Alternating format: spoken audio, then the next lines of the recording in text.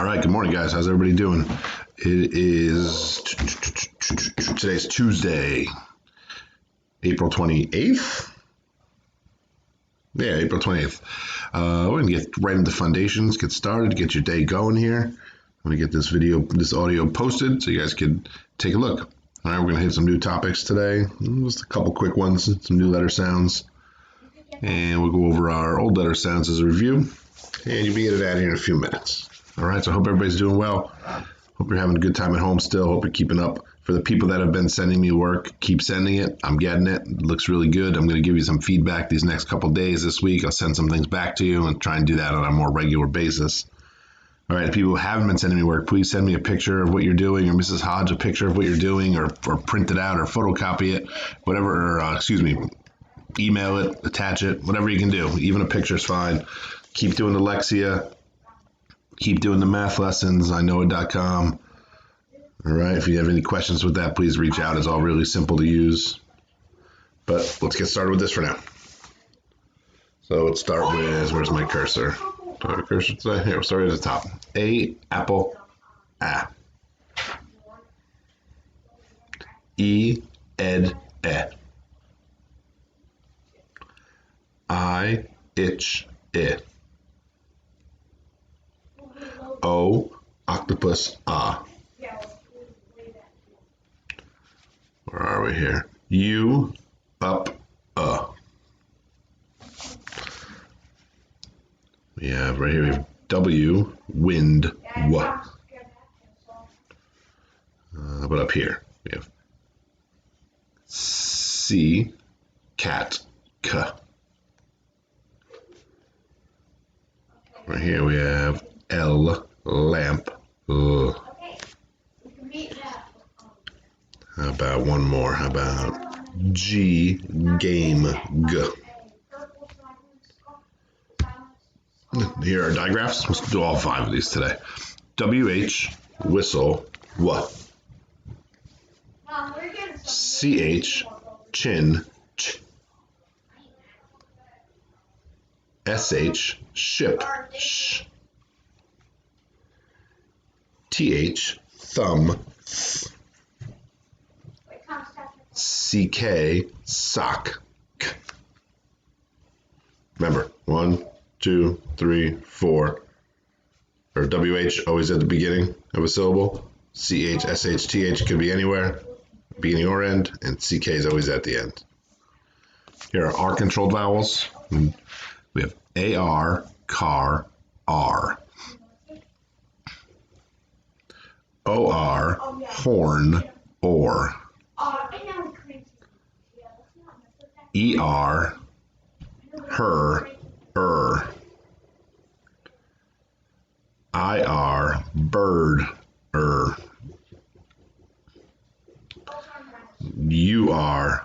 burn,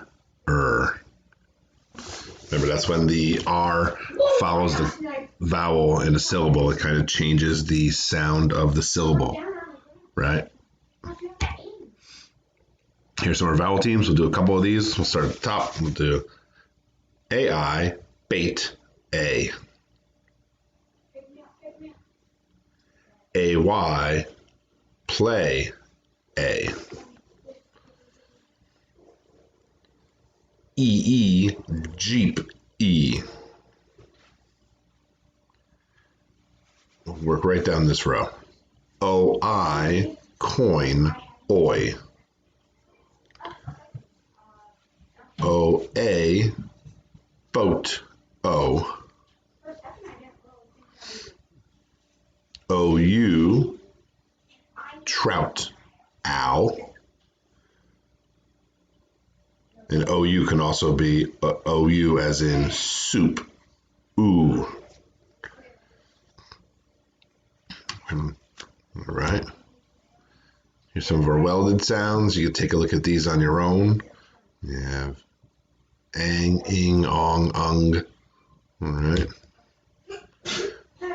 Now, here's some of those new vowel con teams that we just saw. All right, it's on that that's on that chart poster we go over during every morning on these, but I just want to focus on them for a minute.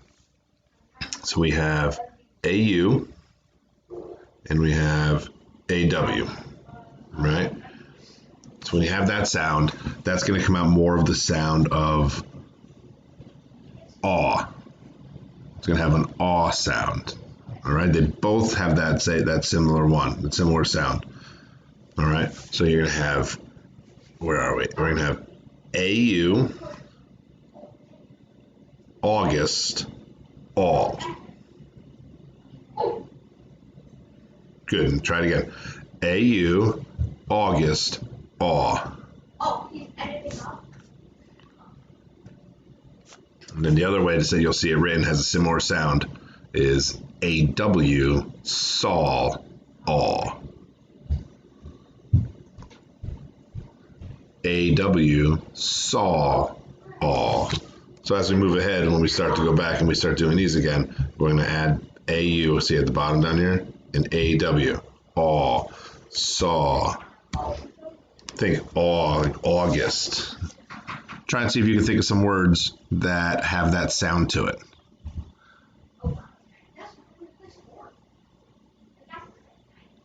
Is there any really obvious ones? Something that maybe you'd use every day? Like saw. There's sawing wood in there, but you could also say, I saw a deer in my yard yesterday. Or you could say, how about draw or claw. Sometimes when you take one thing to another place, when you move, you haul, H-A-U-L, haul. So we'll be practicing these in our routine every time. And there's one other new concept I want to talk about, and that's syllable division. I know it sounds like a lot. No, ignore that on the bottom there. It's syllable division. It's just the way we divide up longer words. Now, we all know, we've gone over before, but we'll review, that a syllable is a part of the word, right? A syllable is a part of the word, of a word. It's not. It might be the whole word in some cases, but it's always one part of the word. And we usually define it as being one push of your breath. It's a part of the word that is one push of breath. Right? So every time you have to push out a different breath, it's another syllable. So let's look at an example. The example we use a lot is catnip. Now the word catnip has two syllables, or two parts to it. Each part has three sounds. So take the first part of it is cat. K, at. If you tap it out, k, at. Cat. Cat, nip. You can tell in your mouth how you have to push out two different sounds. So let's tap it out first. Cat, k, at. Cat. And then nip, ip.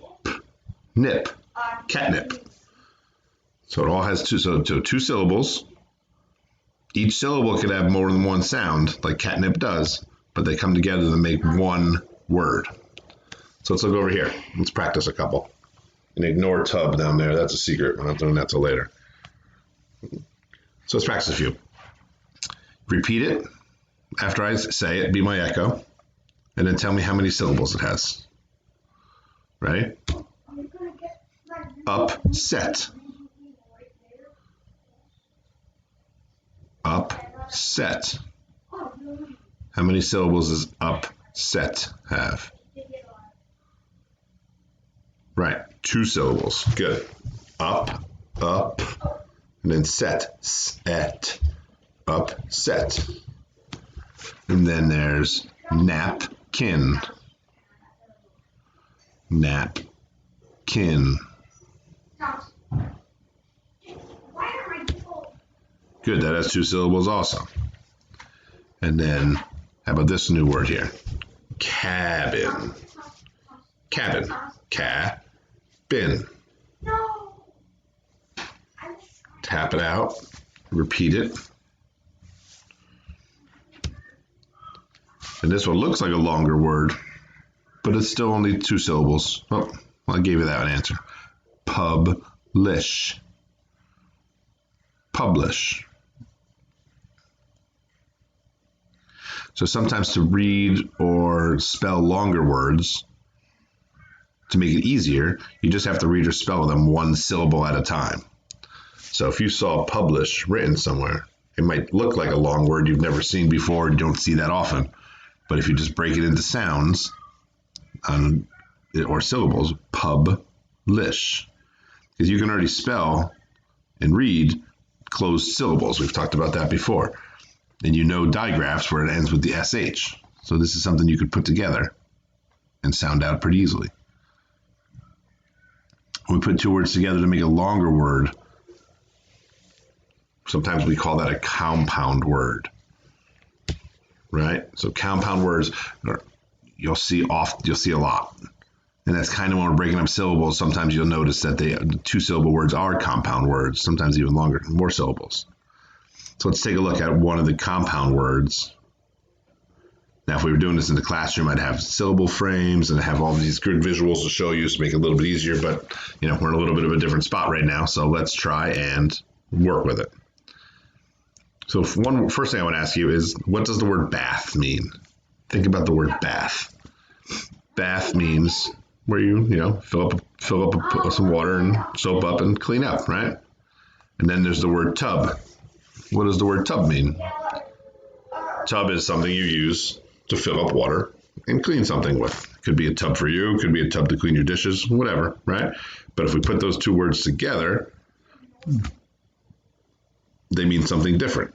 They mean bath, tub.